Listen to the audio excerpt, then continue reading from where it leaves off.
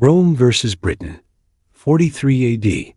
This is the story of the invasion of the island that refused to bow. An empire that ruled 3 continents turned its gaze toward a strip of cold, mist-covered land at the edge of the known world, and decided it would not be allowed to remain free. It is the year 43. Emperor Claudius sends around 40,000 men across the channel, steel packed into fragile wooden hulls, chasing a land that Rome has never truly controlled. On those ships are veterans who crush German tribes, men who believe nothing can stand against the eagle standards they carry. Yet ahead of them waits an island whispered about in Roman taverns and camps, Britain, where warriors paint their bodies blue, where kings swear oaths over iron and blood, where druids promise that the land itself will turn against invaders. As the Roman prows cut through the black water, one simple question hangs over every man on board, from the lowest recruit to the proudest commander. When those keels finally scrape British sand, will this be Rome's next triumph, or the beginning of its greatest humiliation? That answer waits on a shore none of them have seen yet. The emperor's gamble. The first whispers reached Claudius before dawn, drifting through the marbled hallways like rumors carried on cold wind. Britain, the island that had mocked Rome for nearly a century, was stirring again. Tribes shifting, alliances, leaders rising, then vanishing into the forests. A land refusing to stay quiet. Claudius stood at the edge of his balcony, looking down at a Rome that still doubted him. Even the city's morning light felt judgmental, cutting across stone like a blade. He had worn the purple for only a short time, and every senator, with a hidden smirk, believed he would stumble. The emperor who stuttered, who limped, who had survived palace plots only because no one feared him. In those days, his silence was mistaken for weakness. But Claudius had learned one truth. An emperor survives by daring the world to underestimate him, and then choosing the one moment to prove he never should have been doubted. Britain was that moment. He remembered how Julius Caesar had crossed the Channel almost a century earlier, touched the island twice, and left without conquest. The man Rome called a god had not claimed Britain. And now the Senate expected Claudius quiet, careful Claudius to leave the island alone as well. He knew their murmurs. Why risk Rome's legions on a fog-covered frontier? Why chase an island of painted warriors? Why gamble the throne on a land that had broken every Roman attempt to tame it? But Claudius also knew something they didn't. A British King Verrica had fled to Rome, seeking protection after being pushed from his throne. His exile was a gift wrapped in desperation. Rome could now march under the banner of restoring a rightful ally. A noble excuse for invasion. The kind history would remember. As the emperor traced his fingers along the stone railing, the city's noise swelling beneath him, he realized what truly haunted him. Britain represented the last unfinished chapter in Rome's march across the world, and an unfinished chapter was an invitation for rivals to question whether he belonged on the throne at all. He would not give them that chance. By midday, messengers were racing through the empire with orders that made generals straighten their backs. 4 legions, seasoned, iron-willed, and hungry for plunder, were to gather at Gaul. Engineers were to prepare siege engines and collapsible bridges. Supply masters were to stock grain, timber, armor. The Channel, once an uncrossable shield for Britain, would soon become Rome's doorway. And yet, even as Rome prepared, a quiet unease stirred among the commanders chosen to lead the invasion. Aulus Plautius, the governor selected to command the legions, read the emperor's sealed order twice before his expression shifted. He understood what Britain meant. Not wealth, not gold, not fertile land. It meant forests thicker than spears, rivers that swallowed armies, chariots that sliced through infantry lines. It meant warriors who fought not for empire, but for ancestors, for spirits, for a land they believed was alive. Still, he nodded. And he obeyed. Weeks later, the coast of Gaul trembled under the movement of tens of thousands of Roman soldiers. The sky was dark with gulls, the ground blackened by campfires, the sea restless and cold. Legionaries sharpened their blades until sparks lit the air. Centurions barked orders, their voices shaping chaos into discipline. Every sound carried a weighting energy, as if the ocean itself sensed that history was leaning forward. On a distant cliff, Claudius watched his men and waited for certainty. But certainty never came. Only the wind came, salty and sharp, carrying stories from the other side of the channel. Britain, a land where tribes could vanish into forest without leaving footprints. A land where warriors charged screaming, painted in swirls of blue, their faces wild with purpose. A land where Rome's maps were blank. Still they boarded the ships. One by one, the vessels pushed off, rocking under the weight of armor and ambition. The first crests of the water slapped against the hulls, cold and rhythmic, like a warning disguised as a welcome. As the shoreline drifted away, many soldiers stared back at Gaul with a silence they would never admit was fear. Out on the deck of his command ship, Claudius watched the sea stretch into a gray, endless plain. The wind caught the edges of his cloak. His thoughts circled one question. Would Britain break them? Or would Rome break Britain? Night arrived without warning. Clouds smothered the sky, and the channel, always treacherous, began to twist beneath. A fleet. Waves rose like dark walls. Ships groaned. The men tightened their grips on the rails as cold spray struck their faces. Some whispered prayers to Mars, others to ancestors, and a few quietly, to no one at all. Somewhere beyond that horizon lay the unresolved promise from the hook. What would happen when Roman wood first scraped British sand?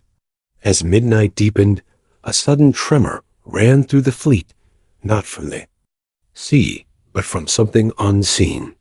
A messenger ship approached the command vessel, lanterns swinging wildly. Claudius allowed the sodden runner aboard. The man's lips were blue from cold, but his words burned clear. A storm was forming directly. Ahead, a convergence of wind and tide strong enough to shatter ships. The channel was preparing its first defense. The fleet could turn back, wait, find calmer waters. That choice would be safe. Logical, survivable, but waiting would also show Rome. Hesitation, and hesitation, to the tribes of Britain watching from the cliffs, would be interpreted as fear. The commander lowered his gaze, forcing himself to breathe through the roar of wind. He felt the weight of his emperor's gamble pressing against him, the future of a throne resting on a decision made in the dark, on a sea that wanted no invader. Men waited for his answer. He stared at the waves long enough to feel the moment tighten, and tighten, and then shift. His command finally broke through the storm-cluttered air, and what he chose sent a ripple of adrenaline through every ship in the fleet. They would press on. Lanterns swung. Oars braced. Shields rattled. The fleet angled toward the heart of the storm, toward a horizon that held both disaster and destiny. Rain began to fall slow at first, then relentless. The channel howled around them, swallowing the sky. The ships lurched, climbing waves that rose like moving mountains. For a moment, even the most hardened soldiers felt the edge of dread. One wrong swell, and an entire cohort would vanish under. Black water. The storm swallowed their path. Britain disappeared from sight. The fleet pushed forward blind, and just as the darkness seemed absolute, a new sound rose through the storm. A deep, heavy roar that did not belong to the wind or the wind. Sea. Land. But not calm land. Not welcoming land. A coastline battered by waves, hidden by fog, and waiting. Through the sheets of rain, shapes began to tremble into view cliffs, jagged and pale, rising like sentinels from the water. But something else was there too. Movement. Dark silhouettes along the ridge. The Romans were not arriving unseen. The tribes of Britain were already watching them. The fleet drifted closer, carried by wind and fate, and every man on board felt the same tightening in his chest. The island was revealing itself, but not its intentions. Not yet. The prows lifted. The hulls shuddered. And then, in the chaos of spray and stormlight, the first Roman ship carved through the final wave. The keels were seconds from touching British sand when a sudden violent signal flared from the cliffs above Dot. It was not a welcome. It was not a warning. It was the start of something Ramon had expected. The answer to the Emperor's gamble was waiting on that shore. And the moment the fleet landed would decide whether Rome claimed Britain, or whether Britain consumed Rome. And that moment was now racing toward them. The island of smoke and iron. Long before the Roman prows scraped the sand, Britain already felt the disturbance coming across the water. The forests sensed it first. Leaves shivered without wind.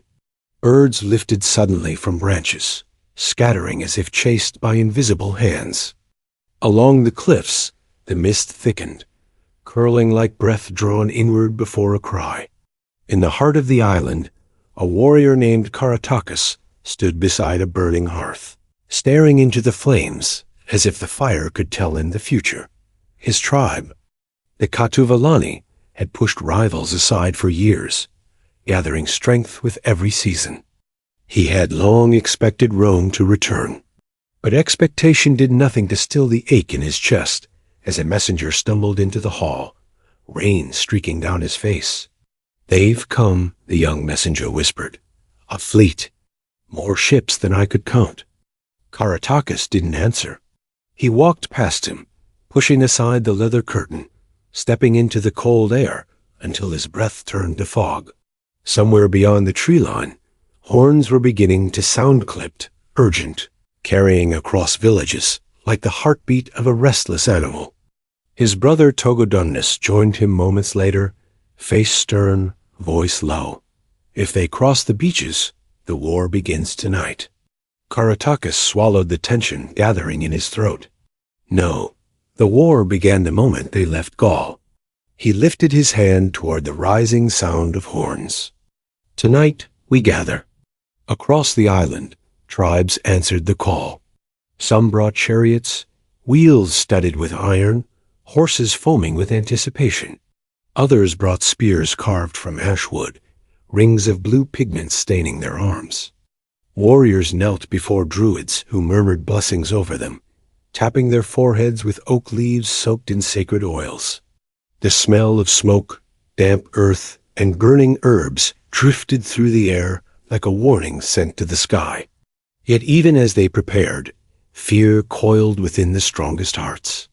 Rome was a rumor wrapped in nightmares, an empire that swarmed like locusts, metal-covered and tireless, burning the world until it obeyed. On the cliffs above the landing beach, British scouts watched the storm toss the Roman fleet. Dozens of ships struggling, some nearly capsizing, one slipping sideways into a swell that swallowed it whole.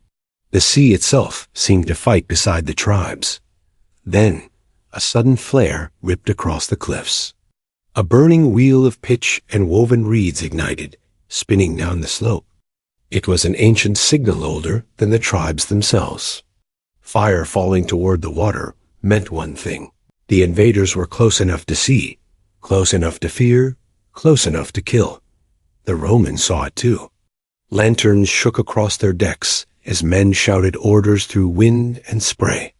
The smell of burning pitch mixed with seawater. Even seasoned veterans felt something cold run down their spines. Claudius steadied himself on the deck, eyes narrowing at the fiery cascade. "They knew we were coming," he murmured. "They were waiting." The storm pushed the fleet toward a narrow stretch of coast framed by jagged rocks. Waves smashed against the hulls, shaking shields from hands. As the shoreline surged closer, a single voice rose from the cliffs, a war cry so sharp it cut through the wind. Caratacus stood on the ridge, painted in spirals of blue, spear lifted high. His warriors fanned out behind him, faces marked with ash, movements silent except for their breathing. The storm lit them in flashes, turning them into shadows made of water and lightning. The Romans braced. The first ship struck sand. The impact rattled armor. Men lurched forward, boots splashing into surf. For a heartbeat, everything stilled: the storm, the shouts, the air itself, as if the island paused to witness the moment the two worlds finally collided. Then movement erupted. British chariots burst from the tree line, wheels spinning, horses screaming as hooves struck wet earth. The sound of iron meeting stone echoed down the coast. Warriors leapt from the cliffs, landing in a spray of sand and sea, eyes blazing with fury. The Romans raised shields. The first wave slammed into them. It wasn't the clean clash of two armies. It was an eruption. Bodies colliding, blades flashing, mud spraying. The surf swallowed fallen men before anyone could drag them back. Horses reared, chariots slicing through ranks. The air filled with the metallic smell of blood, the sting of salt, the roar of men who believed the world was ending. Claudius pushed through his cohort, shouting commands. His voice cut across the chaos, pulling scattered lines into formation. Shields locked, spears angled. The Romans steadied themselves like a wall rising from the sea. But Britain did not fight like Rome expected. A chariot streaked past, the warrior on its platform hurling a spear that skimmed the commander's helm.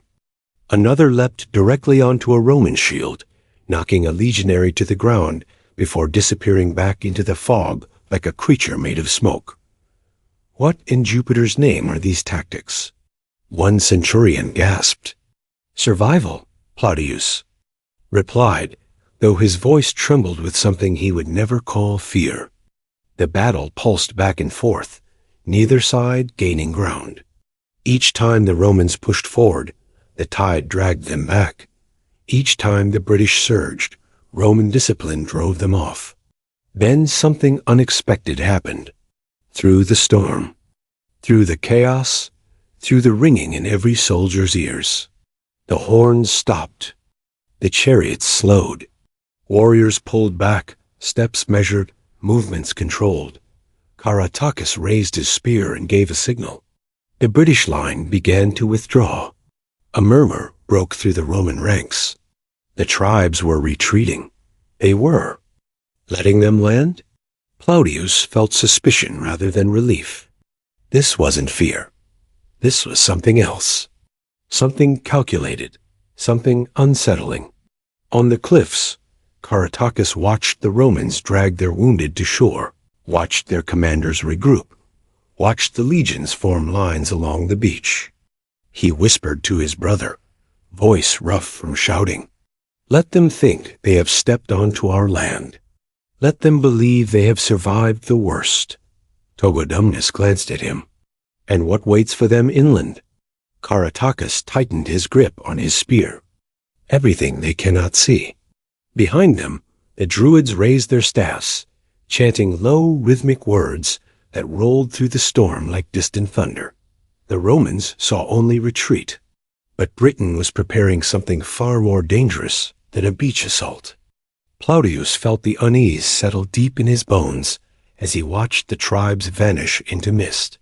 He knew that retreat in battle could be a tactic, but this retreat had a purpose he could not yet decipher. A silence followed, unsettling, heavy, the kind that made even fearless men swallow hard. The storm finally began to ease. Rain faded into drizzle. Clouds thinned. And as the morning light crept through, the full shape of the coast revealed itself jagged, forest-choked, ancient. A land that looked nothing like the maps Rome had drawn. A land that breathed. A land that waited. The Romans stepped onto British soil at last. But the island that refused to bow was far from beaten. And before the next sunrise, they would discover exactly what had been waiting beyond the tree line. First blood at the river. The rain stopped by dawn, but the land did not feel calmer. The silence that followed the storm felt unnatural, stretched too thin, as if the forests themselves were listening. Mist clung to the ground in long white threads, weaving through the trees like restless spirits. Every Roman step sank into damp earth, soft enough to swallow sound, heavy enough to slow a marching line. Claudius rode at the front, eyes narrowing at the forest edges. They pulled back too cleanly, he murmured. Not a single wounded man left behind, not even a broken spear. A centurion beside him nodded uneasily. It felt like they wanted us to walk inland. Claudius didn't answer. He tightened his grip on the reins and studied the terrain unfolding ahead. This was not a battlefield. This was a labyrinth built by nature and perfected by the tribes who lived within it. The legions pushed forward in tight formation, following a narrow track marked only by the faint prints of carts and animals. Trees cast long shadows across the columns. Somewhere in the distance, water rushed over stone, a river, wide and cold, cutting through Britain like a scar. The Romans needed to cross it to reach the heart of the island. But something about the river's voice felt wrong as they approached. The sound grew louder, too loud, too forceful, like the river was swollen beyond its season. Mist rose from its surface. The current twisted with surprising power, dragging fallen branches downstream, like toys and on the far bank, scattered almost carelessly among the grass, were wooden stakes and half-built ramparts. A centurion leaned forward. They were here, days ago at most. Maybe hours, Claudius said. The men stared across the water. Abandoned fortifications. No bodies, no ashes. Just absence, arranged like a message. The British had built a camp here. And then, suddenly, they hadn't. A quiet chill entered the Roman ranks. The first line began building makeshift bridges, planks, rope, shields lashed together. The river gurgled beneath them, dark and tireless. Soldiers moved slowly, testing each step as the current fought to pull the wood apart. Halfway across, a shout pierced the air. Movement! Every head snapped upward. The far tree line trembled. A single figure appeared first tall, painted, unmoving. Caratacus, his gaze locked onto the Romans, unreadable across the water. He raised his spear and pressed its tip into the ground. Low rumble followed. The forest erupted. Hundreds of British warriors burst from the greenery, chariots slicing into view, wheels spraying mud. Horses charged down the slope with wild, desperate energy. Their shouts rolled across the river like thunder. It wasn't a battle cry. It was the sound of a world defending itself. The Romans on the half-built bridge froze. Claudius's voice cut through the panic. Hold formation. Forward shields. But Britain was already moving too fast. Chariots crashed through the tall grass, closing the distance with terrifying speed. Javelins arced through the air, striking shields, ricocheting off helmets. Men on the bridge ducked instinctively, several slipping as the makeshift structure lurched beneath them. A British warrior leapt directly onto the bridge. The planks dipped under his weight. He slammed his shield into the nearest legionary, knocking him into the river. The current swallowed the man instantly. Other warriors followed, springing across stones and half-submerged logs, their movements fluid, almost rhythmic. They fought like people who understood the land more intimately, and they understood their own breath. The Romans braced, lifting their shields in a wall, but the narrow space worked against them. They couldn't form proper line. They couldn't maneuver. They could barely breathe as the British slammed into them. Claudius shouted for archers. Arrows rained down from the Roman bank, slicing through fog and mist. A chariot wheel splintered. A horse fell. A warrior collapsed with a cry that cut short. But the British advance didn't slow. Caratacus moved like a striking hawk fast. Intentional, unpredictable. He darted across fallen logs, cutting down a legionary with a single blow, then melting back into the chaos. He wasn't attacking the bridge. He was attacking the soldiers' confidence, their rhythm, their sense of control. The river roared louder, swallowing every fallen weapon. Claudius knew they couldn't stay on the bridge any longer. "Push through," he commanded. "Take the far bank." The front lines surged, driving their shields forward with fresh resolve. More archers fired from behind them, forcing the British to duck or retreat. Step by step, inch by inch, the Romans fought their way across the river. The first cohort reached solid ground. They planted their standards in the wet grass. Legionaries poured around them, spreading out, expanding their formation, slowly overpowering the warriors who had rushed to meet them.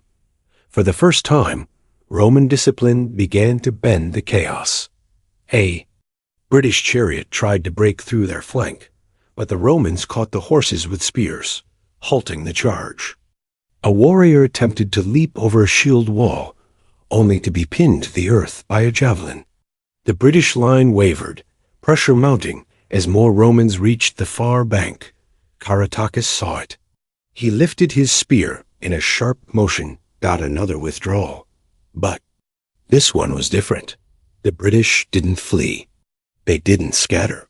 They moved in a controlled arc, curving deeper into the forest, drawing the Romans after them. Claudius watched them go, chest heaving, armor spattered with mud. He felt the familiar tug of urgency pursue them now, while they're weakened. End the threat before it grows worse. But something about the retreat gnawed at him. A centurion at his side whispered, "It's a trap."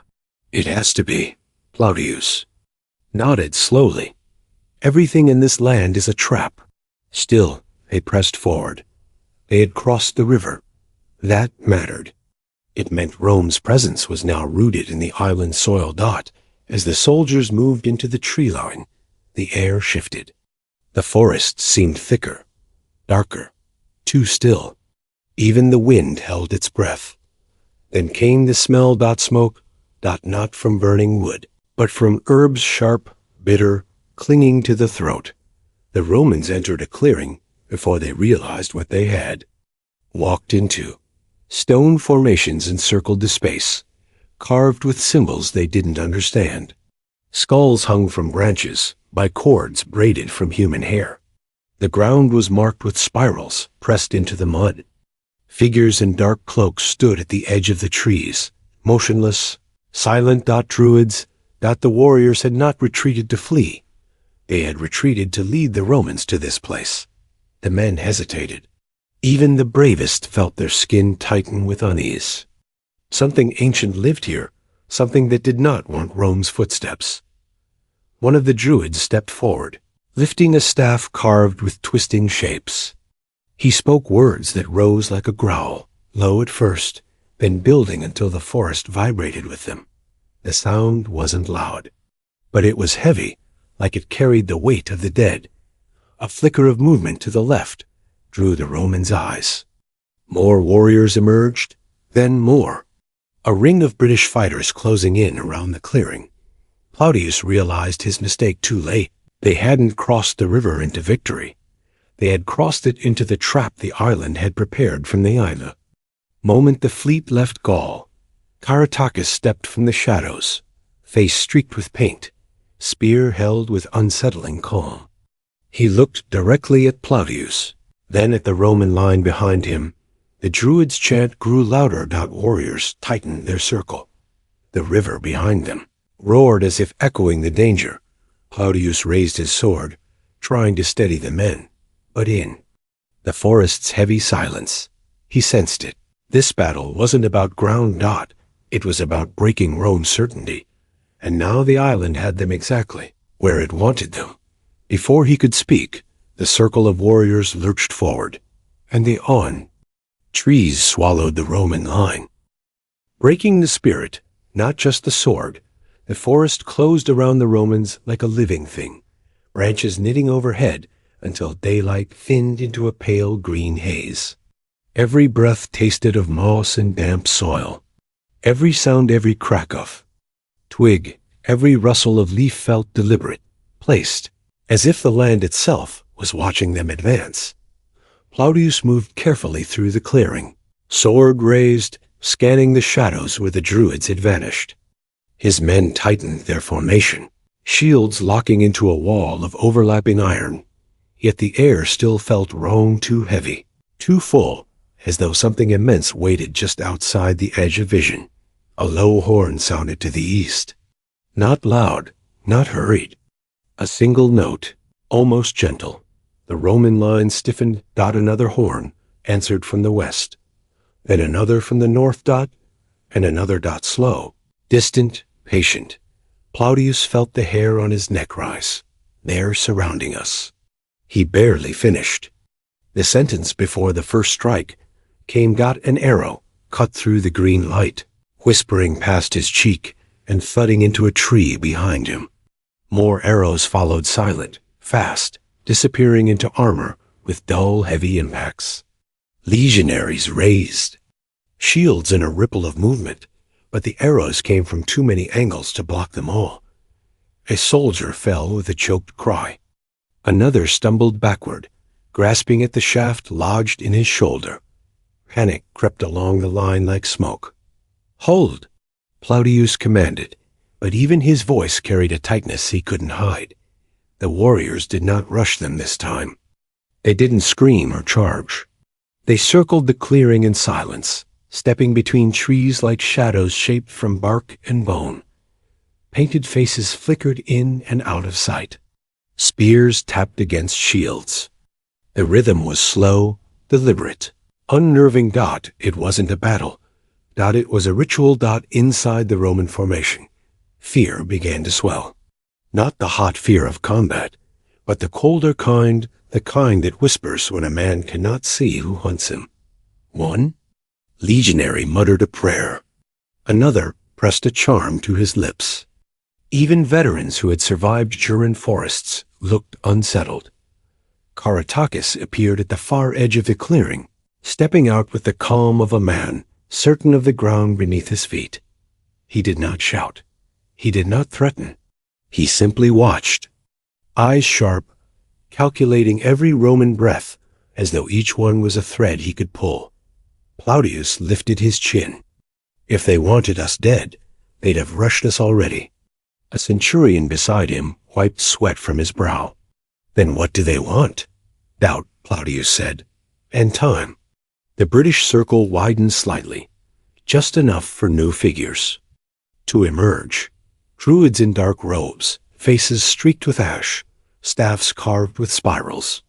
They began humming low, vibrating notes that blended with the whisper of leaves.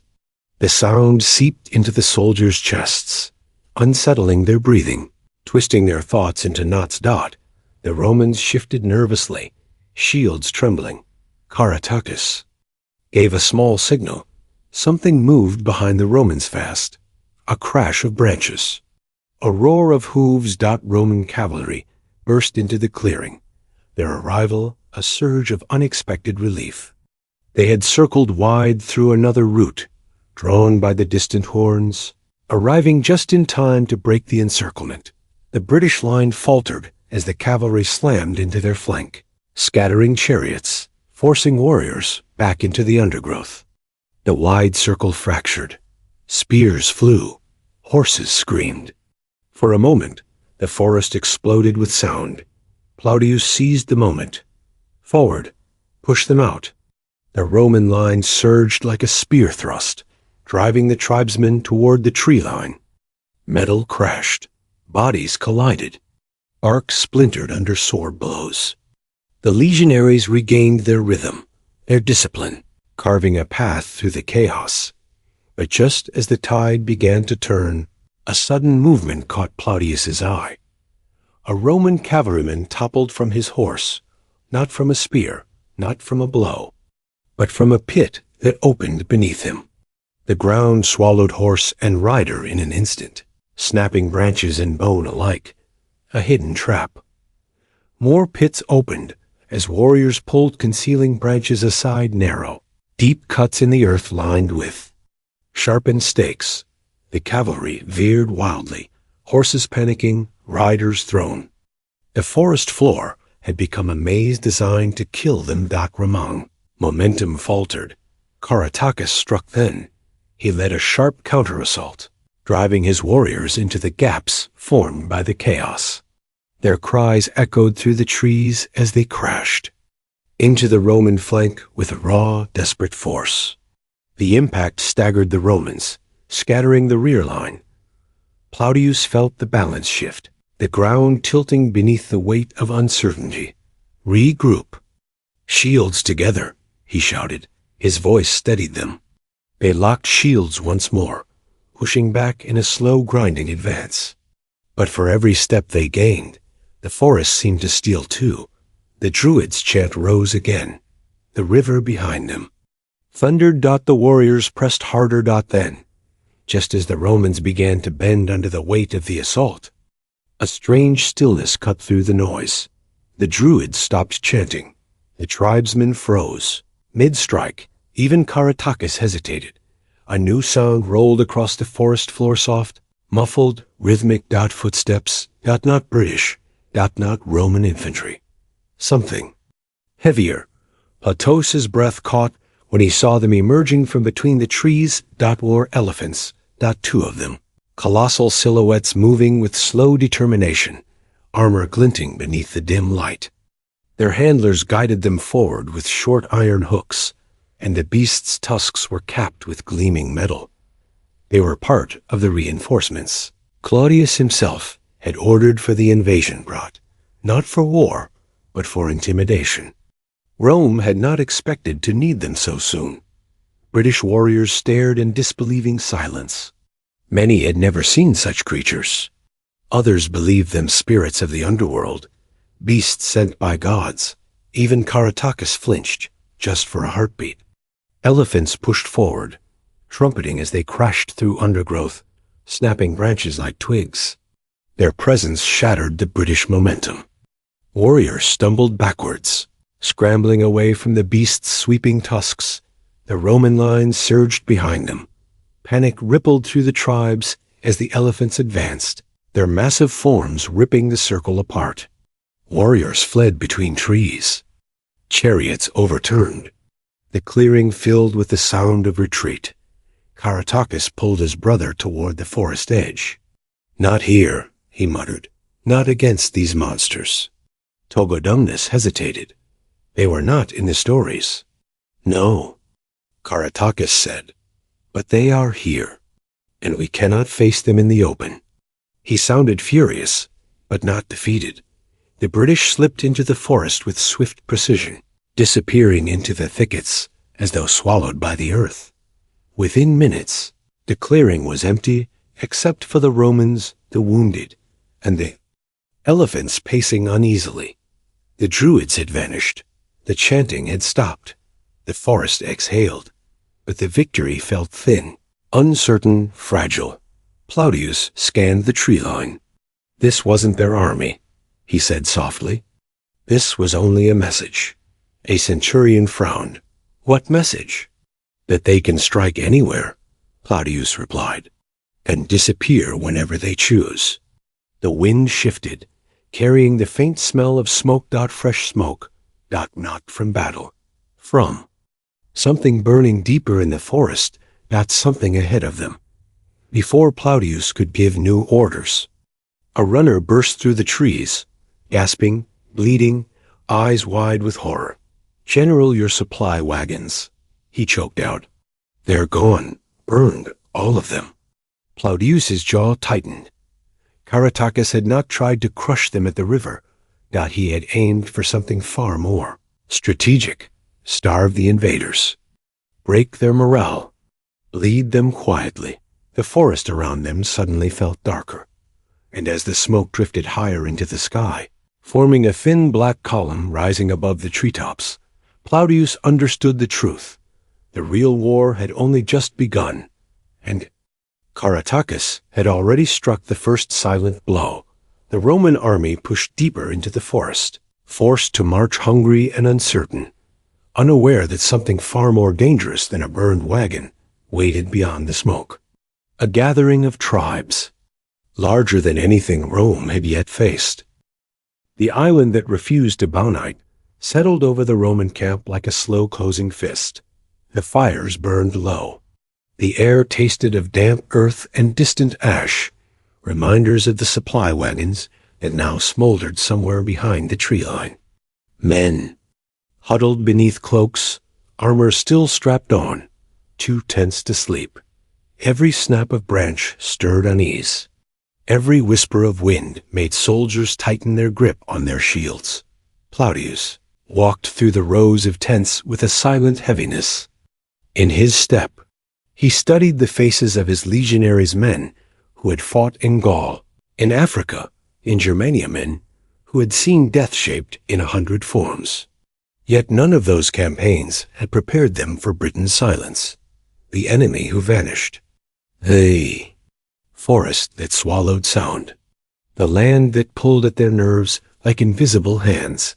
He reached the edge of camp and lifted his gaze to the distant hill rising through the mist. Flames flickered at its crest in a ring. Not wildfires, torches. Many of them. A gathering. A warning. Or perhaps a promise. The British had not fled. They were summoning. Claudius closed his eyes for a moment, letting the cold night press against his skin. "They are calling more warriors," he murmured. "More tribes." A centurion beside him swallowed hard. "How many do you think answer such a call?" "Enough," Claudius said, "to remind us that this island still belongs to them." Across the valley, beyond the shadows, Caratacus stood on that torch-lit hill, feeling the weight of the moment tightening along his spine.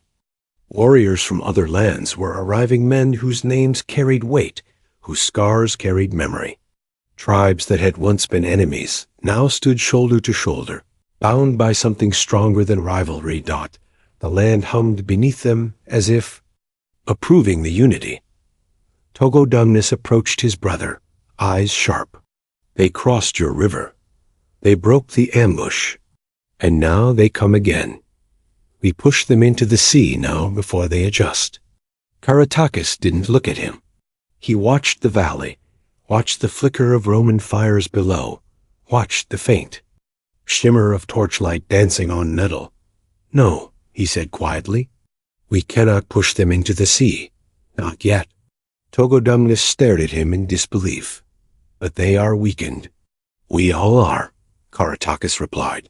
"Look at our men. Listen to their breath. Feel the chill in this wind." Togodumnus hesitated, then understood. Their warriors were fierce, but tired, worn from the river clashes, from the forest engagements, from the ceaseless movement that defined their resistance. If they charged now, it would be fury without precision, passion without endurance. Caratacus exhaled slowly. "We cannot win this war by giving them battles they expect. So what do we give them?" Togodumnus asked. "A fight they can never fully grasp."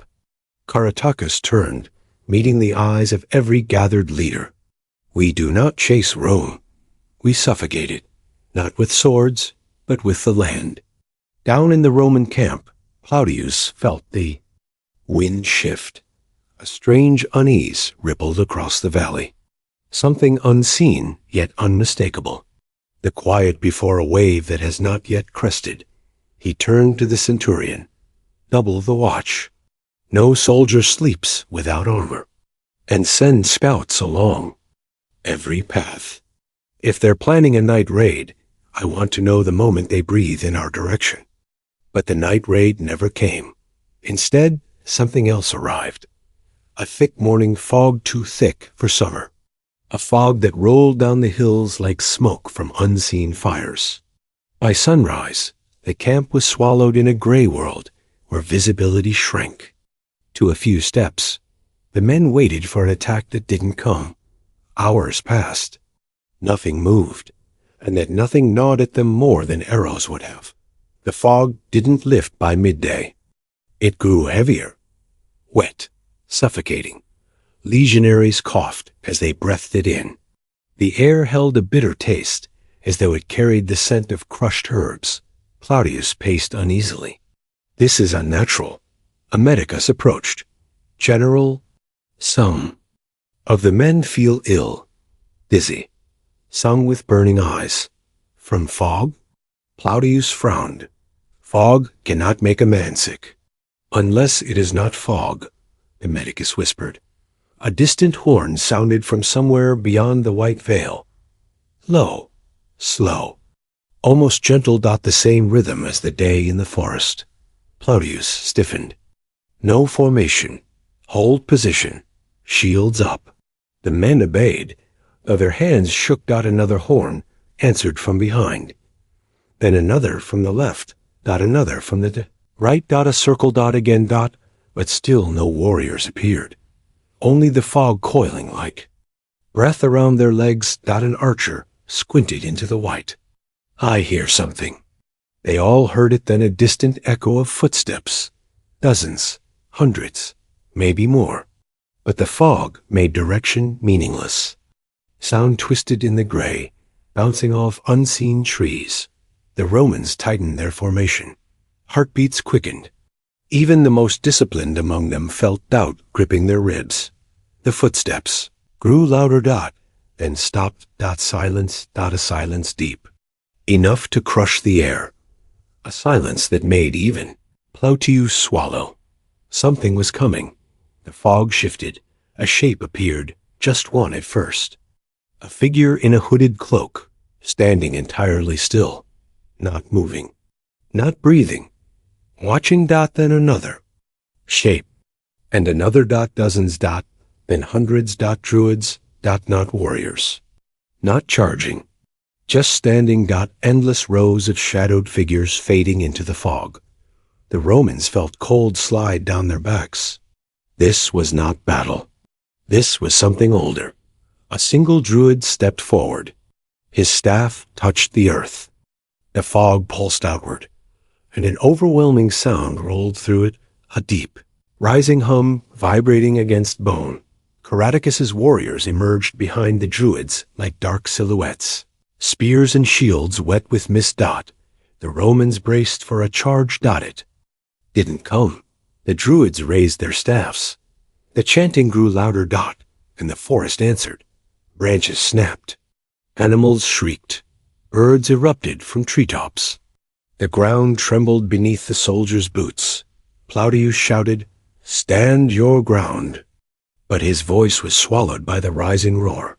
The fog thinned, just enough to reveal shapes, moving fast. Not the warriors, not the druids. Chariots.